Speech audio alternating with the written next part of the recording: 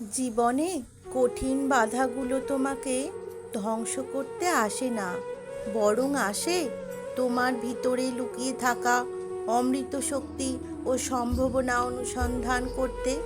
বাধাসমূহকে দেখিয়ে দাও যে তুমিও কম কঠিন নও।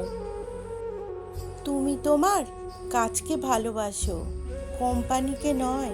কারণ কোম্পানি আজ আছে, কাল নাও থাকতে পারে।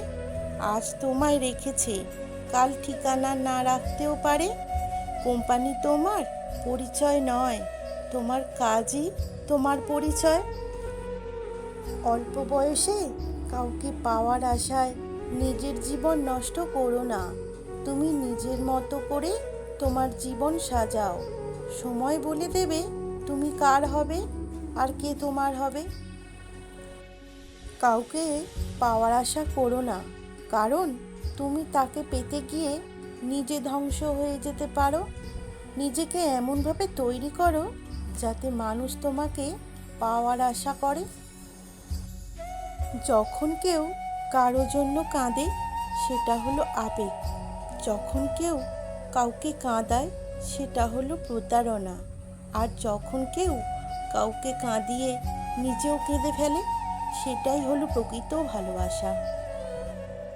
সম্পর্কটা ততক্ষণ পর্যন্ত সুন্দর থাকে যতক্ষণ পর্যন্ত একজনের কথা অপরজনের কাছে কোনো কিছু গোপন থাকে না। সম্পর্কটা তখনই একটু একটু করে দূরত্ব সৃষ্টি হয়ে যায়, যখন একজন অন্যজনের কাছে কথা গোপন করতে শুরু করে।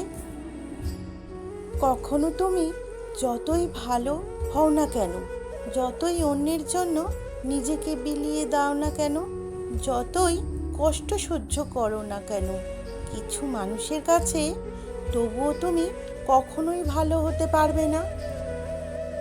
বাঘ সামনে লাফানোর জন্য এক পা পিছিয়ে যায়, ঠিক তেমনি জীবন যখন আপনাকে পিছিয়ে দেবে, তখন ভেঙে পড়বেন না। আসলে জীবন আপনাকে সামনের দিকে এগিয়ে যাওয়ার জন্য সুযোগ করে দেয়। জীবনসাথী দরিদ্র হোক, কিন্তু মানুষটা যেন ভালো হয়, যে আপনাকে সম্মান করবে, সব পরিস্থিতিতে আপনার সাথ দেবে।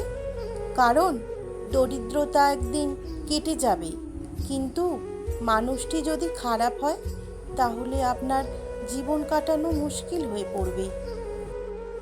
মেয়েদের জন্য কেউ বার ব্রত রাখে না, উপোস করে না, তবুও তাদের আয়ু বেশি হয়।